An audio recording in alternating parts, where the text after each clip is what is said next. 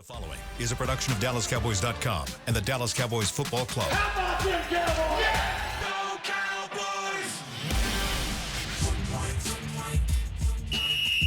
Let's go, baby! Are you ready for a break? Yes. Are you ready for a break? Absolutely. Ready for a break? Yeah, and so much for that. It's time for The Break on DallasCowboys.com. We were on the break! With Ambar Garcia, Bryan Broaddus, Nick Harris, and Derek Eagleton. It is Tuesday, December 24th, 2024, season 20, episode number 91. Welcome to the latest edition of The Break. We are live from SWBC Mortgage Studios at the Star, and it's festive time around here. It's Christmas Eve. Lots going on. Today, we have a lot of different topics we're going to hit. Yeah, there's a little Christmas music there, I hear. No, I was just thinking there is I believe the Hail Mary was on Christmas Eve, Christmas Day. 23rd. Was it? Was it the 23rd? Mm-hmm. Gosh, okay. I remember watching. I was thinking, it was around the holidays. It's amazing the NFL playoffs were going on like Yeah, around Christmas time, December. And now you're Super Bowl in February. Yeah, now we're in the Mardi Gras. Next year will playing be Super Bowls. Next year will be 50 years of the Hail Mary. The Hail Mary? Yeah. Yeah, that's gonna be. Have you ever I just thought about I've little plenty. project. I thought about it plenty this week. I certainly have. Is it one of the things? There's never been a deep blue on the Hail Mary, has it? We've thought about doing some extra content on it, but it kind of fell apart. There were some issues we ran Okay, into. well, I'm sorry, I didn't mean to bring it up. No, nothing bad. Nothing Oh. bad. It was just like there were just some problems we ran into with. We thought we had maybe the actual ball. It just didn't turn out. Oh, excuse me. It's the 28th. Is it the It's on my 28th? birthday. There we Yep, go. There you go. That's how you remember it. That's how you remember it. Yeah. Didn't that ball end up in the stands? Actually, go ahead. Go ahead. You. No, probably have I'm it. sorry. I Okay. don't mean to add. I'm just, You did the I'm research. curious. You did the research. yeah. Did Drew Pearson throw the ball in the stands? So whenever he said he had a dream the night before where he caught the winning touchdown and threw the ball out of the stadium. Yeah. And so when he caught it, he was like, "Well, I got to throw it out of the stadium." So he threw it out of the stadium, and with the Met, it was open. Yeah, it's a not baseball these huge in. arenas Yeah, that we have today. yeah. And so he threw it, and it landed in the parking lot, and never recovered as far as we know. But we thought we maybe had it this past summer, but Thought we had a line to it, but it didn't work. Was it a Minneapolis fan? long story.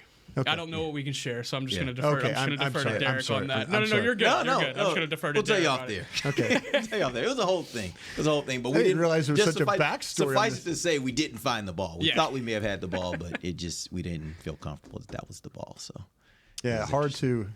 Okay, what did the ball say? Did the ball at the time? Could you identify it as saying? I know exactly what that ball looked like. What did it say? So this wasn't. Yeah. Was this a? This wouldn't be a. This would be a Pete Rozelle ball. It would be a Pete Rozelle ball, and in the Would it 70s, say the Duke? Yes, in the 70s, it had a very specific brand on it. Had very specific Wilson. Typing on it. The air hole in the ball was in Yeah. a very specific spot. And then in the 80s, it switched over. Or excuse me, in 1976, it switched over. So they go by 10-year increments, but Yeah. they go from like 70 or 66 to 75, and then 76 to 85.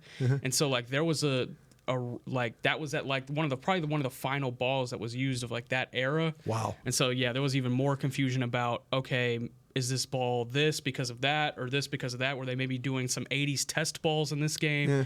There's a Jeez, whole, I didn't mean to open up that can of worms. There's for a- you, No, Oh, but- it was a whole thing, and actually, that may be worth the documentary in and of itself. really just would- going it through really that would be. process because it's a lot to consider when you're trying to identify and authenticate a ball from a game that happened back in the 70s, right? Yeah. I had a phenomenal time working for you guys for 16 months. I always said the best thing that I ever worked on was the Marion Barber documentary. Yeah. I will forever remember working on that. Outstanding work. The second best thing that I ever worked on, nothing ever came of it. It was the Drew Pearson ball. So that was That's fascinating. yeah. Okay. It was a fun time. Me and That Thomas was- Blakey had a lot of late nights on the phone with that one. Yeah, and a lot of headaches on that A one. lot of headaches with that one. Okay. All right, let's jump in. I have some questions we didn't get to yesterday about the offense that I You're wanted to gonna take hit all here my in the first questions today, segment. aren't you? I don't know. We're going to see. And Yeah, here you in go. the second segment. Let's see how many questions we can pick off of Brian's before he gets Hope started. you got a today. lot of them. In the second segment, we'll dive inside the brain of Bryan Broaddus. And in the Yeah. third segment, because it is Christmas Eve, we're going to do some Christmas wishes here. I'm going to go across the offensive, defense, coaching, special teams. Yeah. What do you guys have wishes for this team? We'll do that in the final segment. Hi, Amber. How are you? Good. We were just rolling along. Yeah, I just came in here quietly, in, drank yeah. my coffee. You know, we should all be home right now, but glad to be here with you all, sharing this lovely morning. It is, if you guys are listening outside of the DFW area, it's just raining a lot right now. Thunderstorms. It's very bad one. cloudy, very dark. It looks like everyone should be home right now. But it's not cold. That's the crazy part. It's Yeah. Christmas time, and I ran in shorts this morning. It was 60 degrees outside. Yeah. I was thinking too, with it being raining as hard as it is, I was like, if it was cold, we'd be getting a white Christmas right now. Yeah, But we're not. no Yeah, doubt. Unfortunately not. Instead, we got summer weather. Yeah. Anyway, well, really not If you were summer weather. talking in Packers, Texas. you would be on. Exactly. Yeah. So let's talk about this offense. I want to start with CeeDee Lamb. Yeah. In this last game, he had 8 targets and 7 receptions for 105 yards. After the game, he made it clear his shoulder hurts. Like, it Jacked. hurts. It's messed up. What are your thoughts just on his will to play right now and whether it's a good thing? Jerry even mentioned it this morning on his hit with 105.3 The Fan. That's something they're going to keep an eye on, and they certainly will leave it up to the player to make the decision. But what are your thoughts on that? Can I ask you a real quick question on this one, because I know you're going to answer this. But do you think that's affecting him in the second halves of games? His No, shoulder. because this was happening. The second half production was happening way before the shoulder Okay, injury. carry on, my friend. Yeah. Carry on. With CD, he's been told that he can't hurt it anymore, so he's just playing through it. Can't injure it anymore. Oh, he's Correct. hurting it some more. Correct. Yeah, it can hurt some more. It You're can right. hurt You're some right. more. Let me Yeah. rephrase there. You hurt or you injured? He is. Yeah, he cannot injure it further. Like, Yeah. he has the sprained AC joint in the shoulder. Every time he lands on it, you just know whenever he lands on it too that he's going to be slow getting up. Yeah. That big, I think it was the 53-yard reception when he came to the ground. I mean, we could all look at each other and be like, "Oh, that one hurt." You know, it did. Even if he didn't have the shoulder injury. But I think there's a couple of things at play here with CD. He takes a lot of pride in the work that he puts in, especially over the offseason, and him being on his own during the offseason. He took a lot of pride in the work that he put in that sense. He has goals and milestones that he wants to reach personally, and that requires him playing. And then secondly, him saying in the locker room after the game, he's like, I'm going to continue to fight with these guys. These are my brothers, and I'm gonna help them try to win games. So, that's what he gets paid to do, and he's doing it. And my hats off to him, honestly, because I consider myself a competitor, but I don't think I would be competing if I was him right now. I understood it before the Cowboys were eliminated from the playoffs. And even for him to go out and play in that game, I'm like, okay, sure, you were preparing as if you had to play that game. But hearing Jerry Jones mention, hey, we'll leave it up to the player and let him decide however he feels, however he wants to handle these last 2 games, that's where I'm not okay with that. And I don't know if CeeDee's sentiment continues to be the same as this week got started, but I would hope it has changed because, again, you're hurt. You showed what you did. You were there doing what you needed to do while it mattered. And at this point, there's absolutely no reason for him to be out there re-injuring. We saw it in one of those plays, in one of the catch that he made, how he landed on it and had to come out in pain. He came back into the game, but still, there's no necessity to have him out there these last 2 games. Even if he wanted to, that's where you step in and say, hey, it's nobody, come on, sit down. You think the front office needs to protect him then? I do. Absolutely. Even if there's no way to re-injure it? Like, from what Nick's saying, he's been told that he can't injure it further. We're humans. We have bones, and I'm no doctor, but even if somebody said, like, there's always a way for you to re-hurt something and re-injure something or make it worse. I don't know. I don't know if it's I don't know, but I don't want him out there. Sit down. Right? I like what you said. I think that's, that sometimes people need to step in and protect these guys themselves. This guy takes a lot of pride in that jersey he wears. Yep. That number he wears 88, yep. carries a big, and not a burden, but it carries an aura of toughness. We were just talking about the Hail Mary. Mm-hmm. Brutal conditions, grass field, cold, tough. Got kicked by a police officer the play before. Hopeless, yeah. Oh, no, there's a lot worse things happened in the 70s in those games. You go to the sidelines. Yeah. You were lucky to get back on the field in some of the sidelines of those games. They had head-hunting defensive backs and stuff like that. But there's a certain amount of pride that he has, and a certain amount. It's a badge of like courage and honor and history with it. And I think he looks at that as something that is important to the legacy of where that jersey goes. But I do agree with you. I think there's a certain time that you have to protect the player. And even though it is a can't hurt it anymore, give him an opportunity to just sit back and take these last 2 weeks and try and get healed up. And then make sure that you're off season, that you go into the off season with like, okay, now what's the next step that we need to do? Playing football games, yeah, it's important to win games. It's important for Mike McCarthy to win games. It's important for this coaching staff. Mike McCarthy said something yesterday to you guys. Hey, I don't worry about me. I worry about my assistants. Mike McCarthy's kind of taking care of. So it's about winning games, and these players want to go win games. So we always laugh that, here we are. We're a little bit this way. We're signed up for 17 weeks. We signed up. We're working on Christmas Eve. Yep. We're signed up. Football season, we football. Football season, we football. But I think I think you make a really good point. That to me, I think you have to protect the players sometimes. And this would be one of those times to me. But also, more so than you even possibly re-injuring, let's say you can get more injured, it's starting the healing process now. It's allowing you, even if it's 2 weeks ahead, go ahead and start that healing process. Because when you look at the roster and all the injured players, you're going to have a lot to deal with for next season. So why not, whatever extra time, even if it's a week and a half, go ahead and start that healing process right now. Yeah, I literally just wrote that down because that was the key for me. I'm not sure. I don't know if this is going to require any kind of surgery, but at the very least, it's going to require some sort of rehab, some rest, all those things. Yeah. The sooner you can start that, the sooner he's available for off-season workouts. And so from that standpoint, that's the only area. Like, if it wasn't for that, then I do have a belief that when it comes to football, it is a sport of attrition. Yeah. It is a sport of pain tolerance. Yeah. And I think sometimes you have to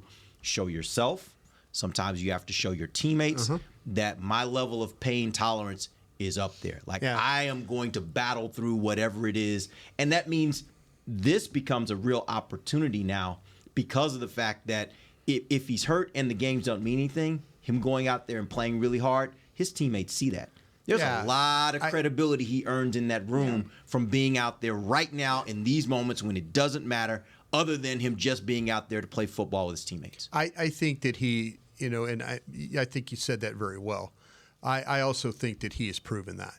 I don't think I ever have to worry about him lining up and play. There's players out there that you start to hear the whispers, not knowing the difference between injury and pain. And and that's the ones those that concern you. That guy right there, I would never, ever, ever think that if they were battling the Commanders, if they were still in the hunt, there would not be a question. That 88 would line up and play. There's no question about that. And I don't think anybody will ever going forward question the toughness and the availability of CeeDee Lamb. That right there that thing has been taken care of. No, I think that's true, and I agree with that. I just think that sometimes in life you get presented these opportunities. Oh no, you do. You're right about that. Show you're your right. toughness and show how much you're committed to something. You're right. And if you miss those opportunities, sometimes you can't get them back. Right? He signed up for 17 weeks. Yeah, exactly. Yeah. All right, we're going to take our first break. When we come back, we'll dive inside the brain of Bryan Broaddus. And then if he leaves some of the questions I had on my list for that final segment, then maybe we'll get to those. We'll do that when we come back. DallasCowboys.com radio. Todd thought it would be secure to jog in the cheetah savanna. Todd believed the big cat repellent he bought online was reliable. And now, Todd is trying to be faster than this cheetah that can run 80 miles per hour. But the good news is, Todd has AT&T 5G that is fast, reliable, and secure. And he learned the best thing to do is stop running and toss her the backpack with the beef stew. AT&T 5G. Fast, reliable, secure. 5G requires compatible plan and device. 5G may not be available in your area. See att.com/5G for you for details. It's the official men's skincare brand of the Dallas Cowboys, Jack Black. And right now, Cowboys fans can get 15% off their $75 order. Plus, because every deal needs a playmaker, your order will include a free 5-piece skincare set and free shipping. The Jack Black Playmaker is 4 of Jack's favorites and a full-sized intense therapy lip balm. Make a play for the playmaker at getjackblack.com/Cowboys with the code Cowboys VIP. That's getjackblack.com/Cowboys with the code Cowboys VIP. Don't put off getting your oil changed, Dallas. Take 5 Oil Change, a proud partner of the Cowboys, is faster than you think. They're so fast, you don't even have to get out of your car. You can take advantage of Take 5's stay-in-your-car 10-minute oil change at any of their locations across the Dallas area. And remember, at Take 5, you stay in your car because they're faster than you think. That means you won't even have time to show off your best touchdown celebration. Take 5, the official oil change of the Dallas Cowboys. From the field to the festivities, Lucchese embodies the essence of luxury and tradition. Handcrafted with meticulous precision, each pair offers unmatched comfort and style. Stand tall while you're tailgating or cheering in the stands with the Dallas Cowboys collection by Lucchese. Shop the collection today at the Lucchese store at the Star in Frisco or online at lucchese.com. Lucchese, the official boot of the Dallas Cowboys and Dallas Cowboys cheerleaders. Hey y'all, Matt Pittman of Meat Church here. With football season kicking off, I'm already gearing up to bring the smoker back to AT&T Stadium for some epic tailgates. But with that Texas heat, it's crucial to keep my beer hand cramping cold. That's where Yeti's insulated Colster can cooler comes in clutch. This year, you can even get them with the iconic star engraved on the side.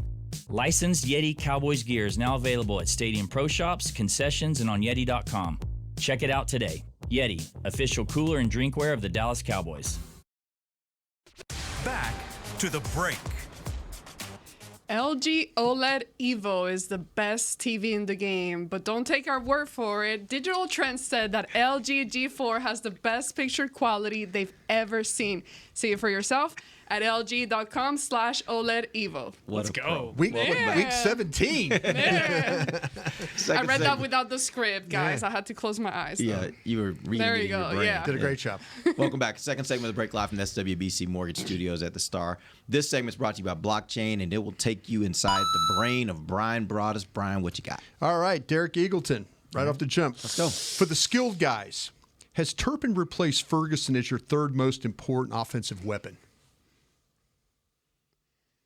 Because I say Lamb and Dowdle are the two most important weapons. Should he be? No. Yes. Should he be? Okay. Should he be? Yes.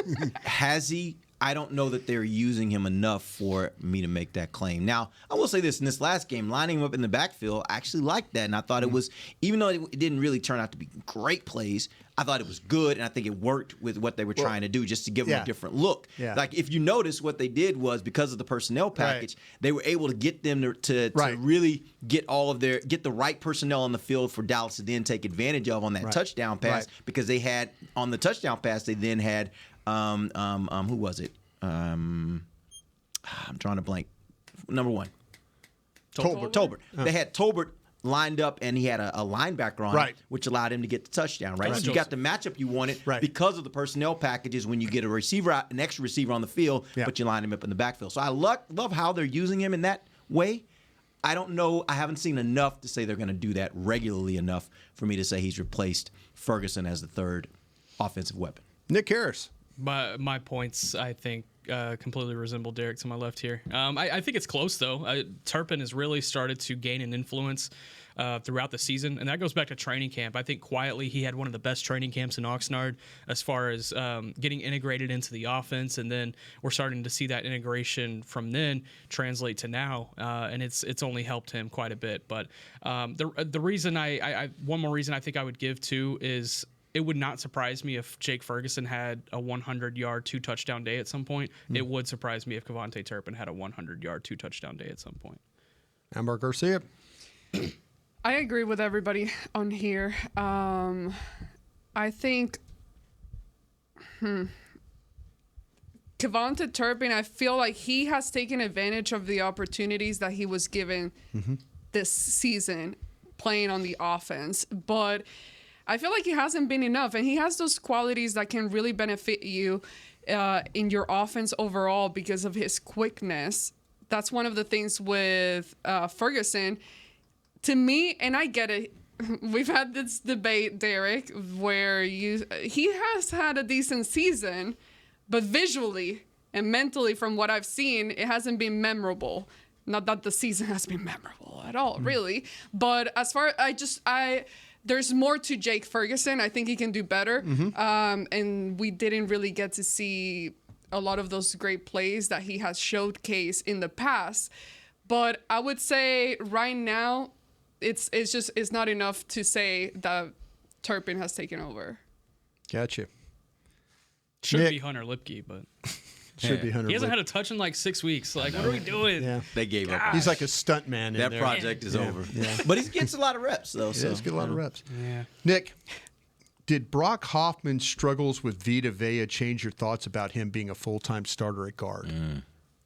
I don't think I ever fully considered him the full-time starter at guard. I think there's going to have to be an influx of competition there over the offseason, whether that is adding a free agent or drafting a guy in the first couple of days that can compete for that spot. But he easily had his worst day of the season against Vita Vea and Kalijah Cansey, both of them. Cansey had some wins against him as well, but that's one of the better interior defensive lines in the NFL. And if it's better to struggle now than if he is the starter next year than to struggle in Week 16 next year. So, Ambar, did Brock Hoffman's struggles with Vita Vea and others change your thoughts about him being a full-time starter at guard? No, I don't think so. I think we are all humans and we all have bad days. No, but I think in the overall, everything we've seen for him, I'm still more on the positive side of things. I'm still intrigued and I want to see more of him.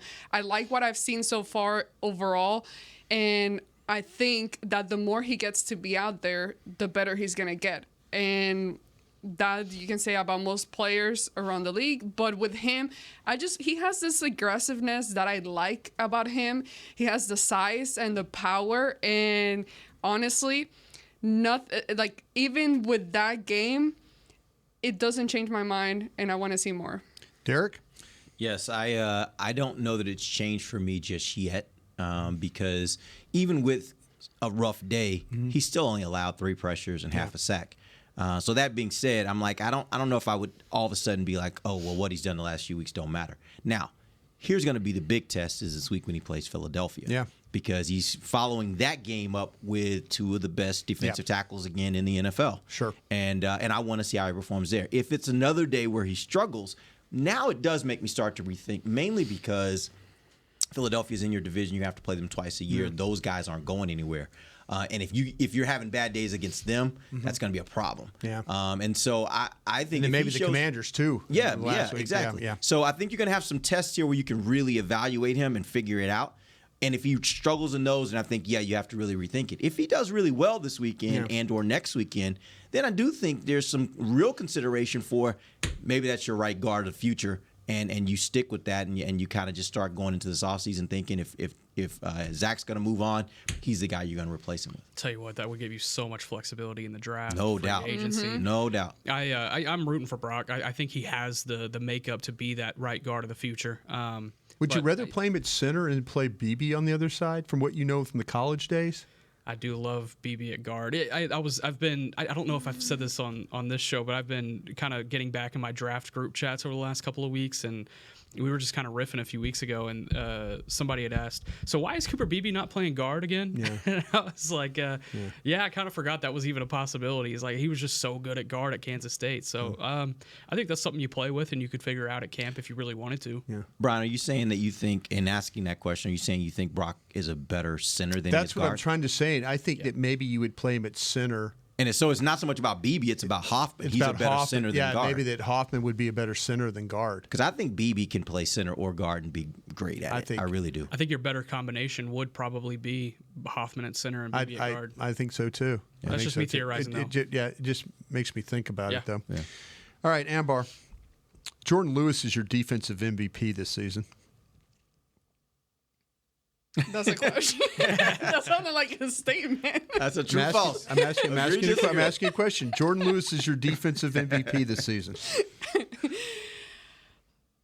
I would say so. There are a lot of guys that have done a really good things defensively, but he has been the most consistent one, the healthier one, the one that has been out there and consistently throughout the season.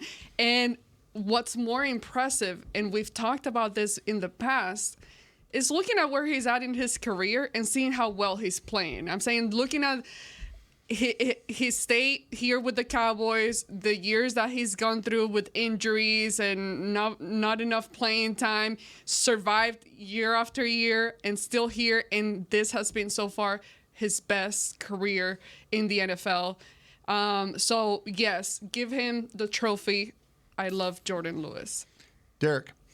He's my honorable mention. I got to give it to Overshown. I know Overshown's missed the games. He's only missed the last 2 games. Is that right?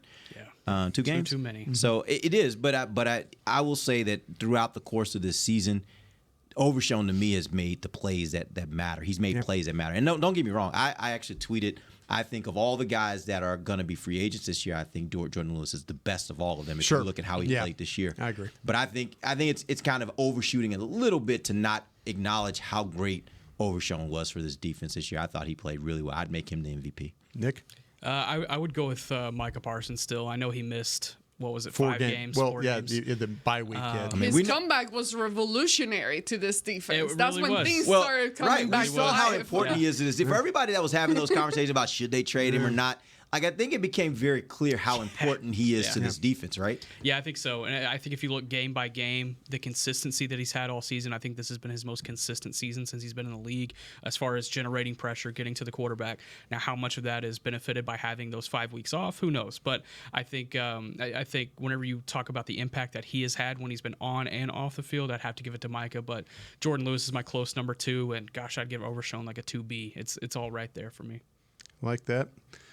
Derek, Carl Lawson or Chauncey Golston if you can only afford one? Chauncey Golston. Why? He's younger. I think he gives me a little bit more in run defense as well as pass, so I think I'd go with Chauncey. I go Chauncey Golston. I like the physical nature he brings. He's a little bit more versatile. He can still get to the quarterback. I would go Chauncey. I agree, and my reason is different.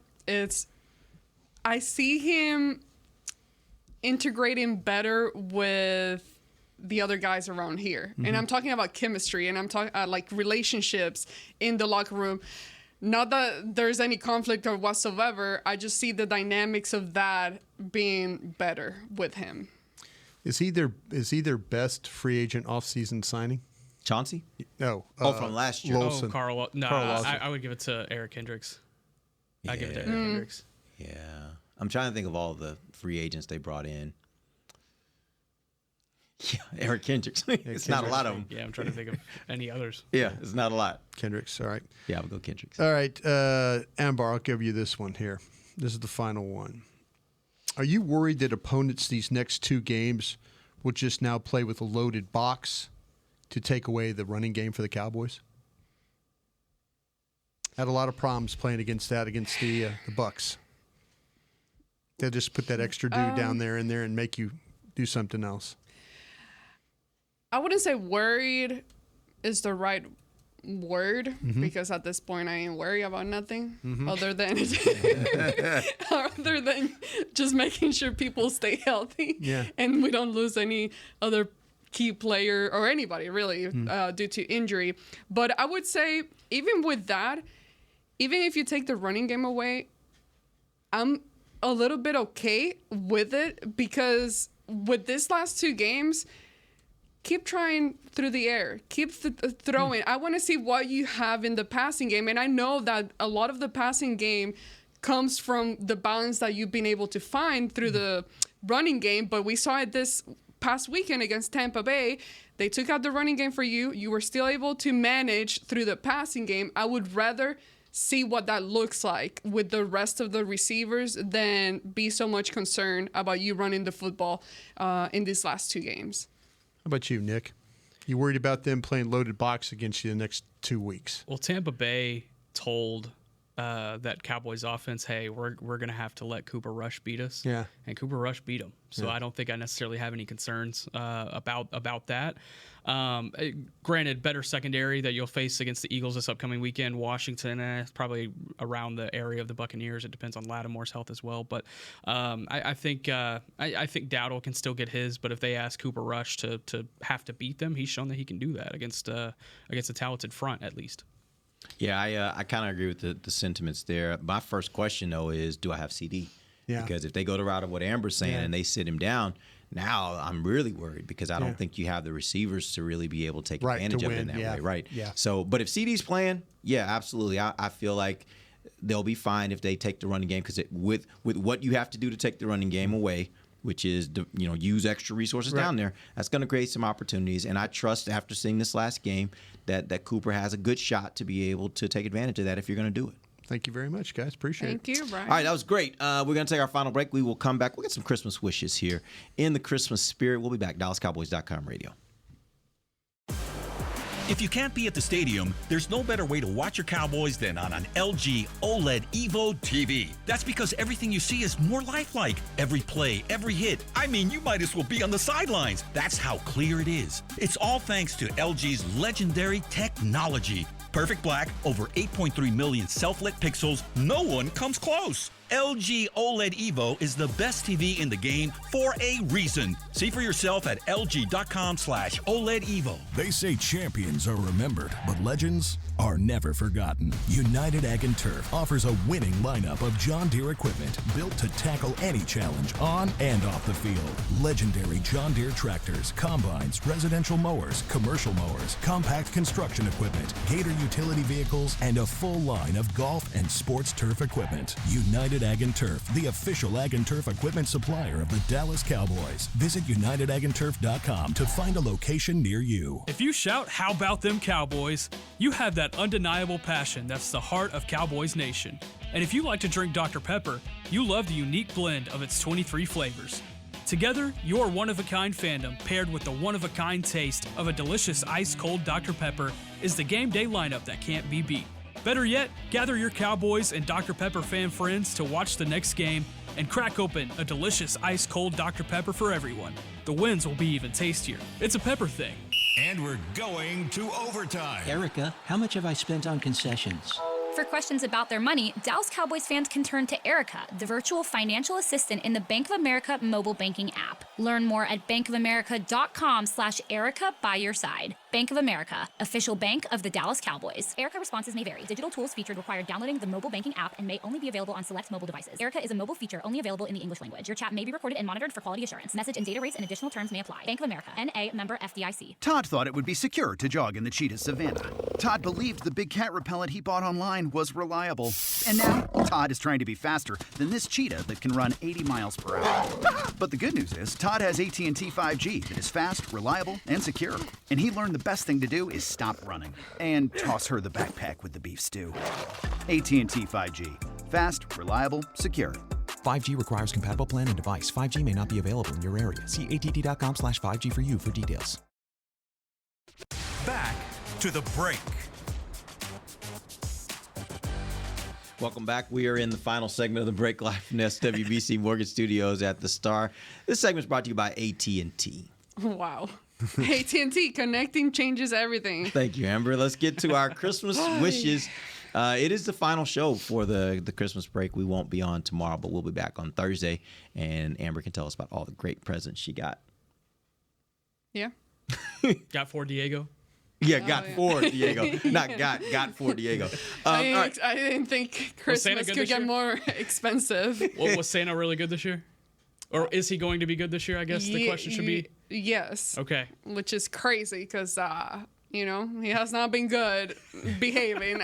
My Santa threats have goes 1 year and out the other. Yeah. It's like, okay. He's like, I know these games. Those Santa threats, he's I whatever. got him on speed dial. He's cool with me. All right, let's do some Christmas wishes. I'm going to, let's start with the offense. I want you guys to tell me if you had one Christmas wish for this team going into the future, going beyond where they are right now and into the next season, what would that Christmas wish be? What makes the biggest difference for them? Start with you, Nick. Ooh, man, there's options here. I would go with a legit wide receiver 2. Like I'm talking like a guy who could go for 1,000 yards in a season. So a wide receiver 1 to be out there with your wide receiver. Exactly. Yeah, give me a wide receiver 1B basically. Yeah. Play caller. Oh, We're gonna get the we're gonna get the coach. We're gonna get to coaching. We're not at coaching. We're in offense. You Give said me offense. that is offense. No, I'm talking offensive personnel. You're Offensive right. personnel. You're Offensive right. personnel. You're right though. You're right. Though. I was thinking personnel wise. That was gonna be my answer. I was thinking personnel wise. This is a really easy one for me. It's health for your quarterback. That's the easiest way. Just let him. When he played at an MVP level when he was able to play all the games. And now you have some questions about his health. Hopefully he'll come back as good as new. But you're going to need him to be healthy for you to have legitimate shots. I mean, health. Yeah, that applies. And I'm thinking of like a healthy CeeDee Lamb as well next year. Can I just talk about one aspect, or do I have to point out a single person? You can talk an aspect. That's fine. The running game. Yeah. And because that we've seen this season was a true showcase of what that looks like when you do not have a running game, and when your offense and when you're calling bad plays, how that you struggle in that way. So I think being able to have a good balanced offense and starting next year with a good running game that you can trust and be able to rely on, it's going to be huge. Well, instead of saying the play caller, could you focus it this way? Modern offense? Like a modern, like what we see in some of these other clubs? Yeah. Because Mike talks about 30 years ago that this was, he brings those things up. But I was thinking like, okay, well, I appreciate that. 30 years ago, you're right. I was part of Green Bay. We ran the similar offense that you ran. But these things evolve. I just maybe a more, instead of just a play caller, maybe a more dynamic offense. Mm-hmm. That's kind of where I would maybe focus instead of taking a shot at Mike like I did. Well, let's talk about the defense. What would be your wish for the defense? Bring Mike Zimmer back. That would be my wish for this defense. He had a quote yesterday that I thought was very interesting. And I'll go ahead and throw out my Christmas wish while I'm trying to pull this up. I will go with a game-changing safety. Just free or strong, or does it matter? Either. Just a game-changing safety. Starks from Georgia. Yeah, Jade Barron from Texas. I think he could play at safety. And Bennett be says a game he's wrecker. like our guy Brian Branch from Detroit. Yeah, and you could put him in the slot. You can let him. You can cover there. He can play safety. He can do a lot of things. Bennett asked me, he goes, "Have you watched Brian Branch yet?" And I said, "Yeah, a couple years ago." No, at Texas, the kid that plays at Texas. I was like, "Oh, okay." Yeah. And he brought me up to speed on the kid. Yeah, he's like a good player. Yeah, there's some. There's some real comparison to be made there. So Ed Werder asked Mike Zimmer yesterday if he's enjoying his NFL return, and he kind of laughed and he was like, "It's been a blast." And he's like, "It's been hard. I'm not going to lie to you." Then Ed followed up and asked if he's enjoyed it enough to coach again, and he said, "We'll see. Let's get to the end of the year and see what happens." So I think it's also does Mike Zimmer want to be back? Exactly. Does Mike Zimmer want to be back? He's got a horse that legitimately can run in the Kentucky Derby. Wow. Really? So we might see Zimmer up there in Millionaires Row, just antagonizing everybody up there. That's incredible. Yeah, so it's Zimmer with his horses and Scanino with his show dogs. And, that's the interesting thing from both McCarthy and for Zimmer. Yeah. Both of them have the ability to say, "I don't choose to coach," or "I don't choose to coach here." True. It's not just a simple thing of, will the Cowboys have them back? Like, they both have options as well. Absolutely. So that's what's going to make this, I think, really interesting. Is not so much the Cowboys, but do they want to be back here for another year? Yeah. Can I wish for health? for health for everybody. Well, I'm trying to think. Because when we start talking about the guys that are about to become free agent, it becomes a very interesting question, because then it leaves you with a lot of different holes throughout in all three phases. So I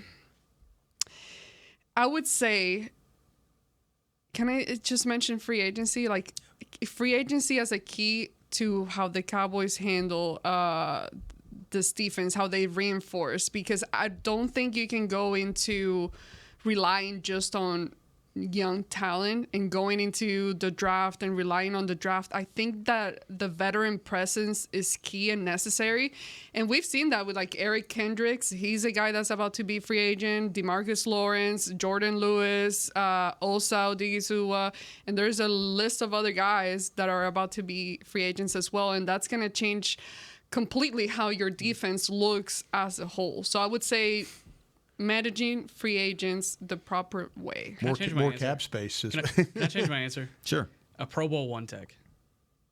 This would do wonders for this defense. That would be incredible.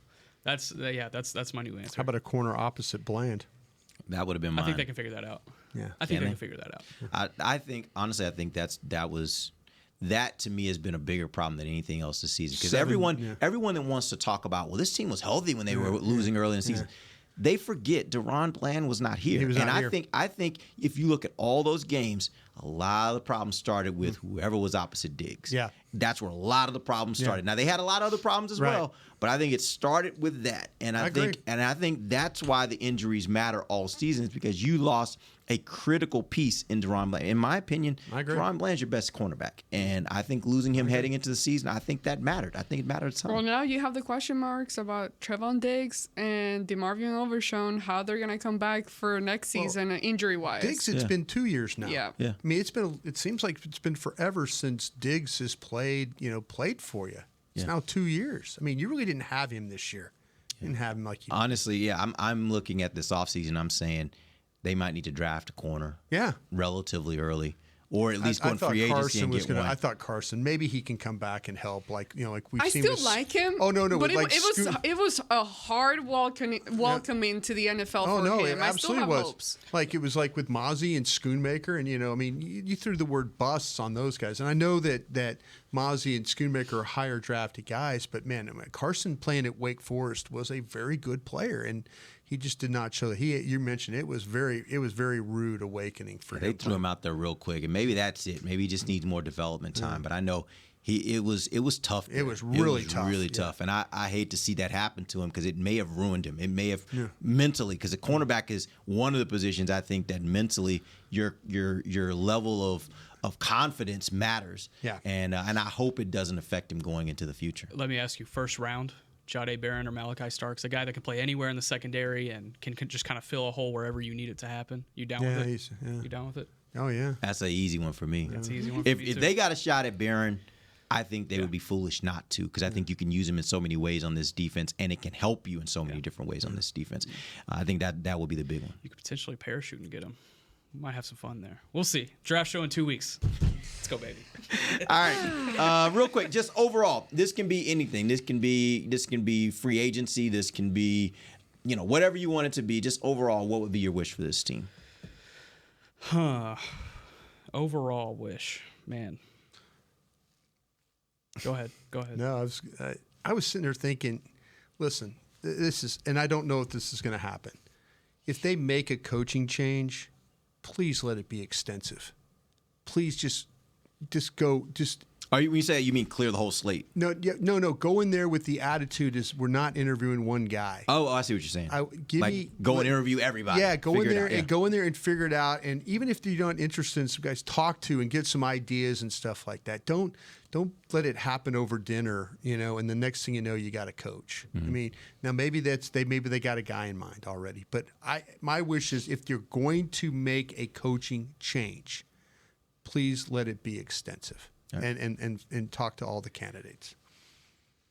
I would say for me would be to please address all the issues that you need to address. And I know that's very widely, and there's a lot to that, and it's hard to address every single thing, but that we go into training camp knowing exactly what we have, in the sense that you address certain situation. As an example, are we going to be sitting there? And I know Micah Parsons came out saying he's not going to be holding out or anything, and he's going to be showing up at training camp. But are we sitting there wondering and asking, hey, is Micah Parsons going to show up here? Is he going to be take care of what you need to take care of, so that even if the season goes to crap again, you feel good that you really tried ahead of time to prepare yourself the best that you could. So that would be my wish. It's hard to accomplish and fill all the areas, but I would say handle free agency how you need to, address everything that you need through the draft, and then take care of the contracts that you need to take care of. You already did Dak, CeeDee, and the question mark now is Micah Parsons and what's going to happen with him. I'm not gonna ask for much here from the wish. I'm like the 45-year-old man that just needs socks, and I really just need the socks. Like, babe, just get me the socks. That's all I need. Overshown comes back and he's 100%. Honestly, the health of this team comes back and it's 100% and it stays. That would be mine. Because when healthy, I think this team is a competitor. It really is. We saw that last year. So. I'm with you on that. All right, we appreciate you guys joining us. We want you guys to have a Merry Christmas or whatever you celebrate. Hanukkah. Have a happy holiday season.